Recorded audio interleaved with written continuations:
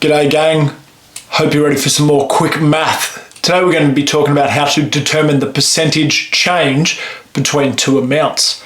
This is a really important skill for any type of financial maths because it's really important for us to be able to discuss two companies or two people and how much they have increased or decreased their profits, right? Regardless of how much money they started with. So the percentage change helps everything become relative and on the same scale. So the formula is that we've got the change in amount on top of a fraction divided by the original amount. And then that times by 100 is just to determine the percentage. So you might recall that change in maths really means we've got to find the difference. And if we're finding the difference, we know we're talking about subtraction, okay?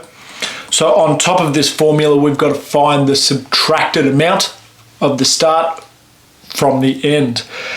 This 100 is just to make it a percentage, okay? If we don't times it by that 100, we're gonna find a decimal amount, and we would like to have some whole numbers at the front.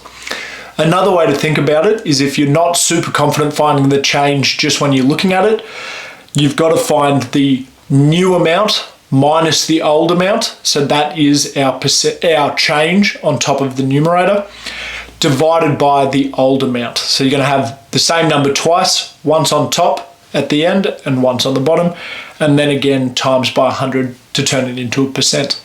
And we're going to see that in an example here. So if I'm have turned $150 into $180, what was my percentage increase? So 180 is my new amount, okay? That's the amount I end with, minus 150, because that's what I started with. So obviously that's 30. So if you wanted to see that from the very start, you could have just written 30.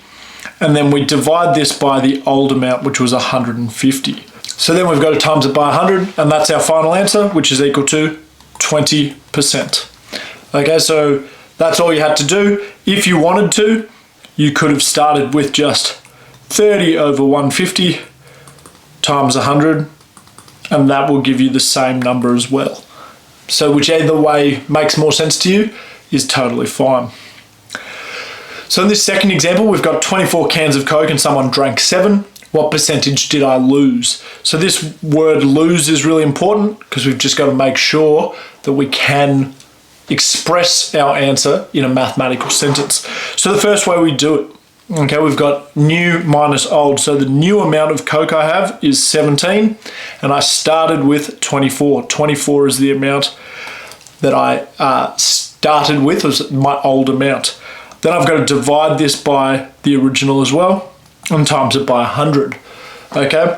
This is going to give a negative number. That is totally fine. Having a negative number actually then helps me know that I've definitely lost this amount. So if you type that into your calculator, we get negative 29.16 repeater percent.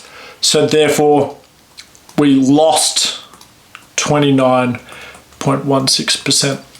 I prefer to do it this way just because the negative there helps me know that I've definitely lost this amount. But if you were interested in doing it the second way, don't stress. So the change is we've lost 7 drinks. So the change on top is 7 divided by what we started with times 100.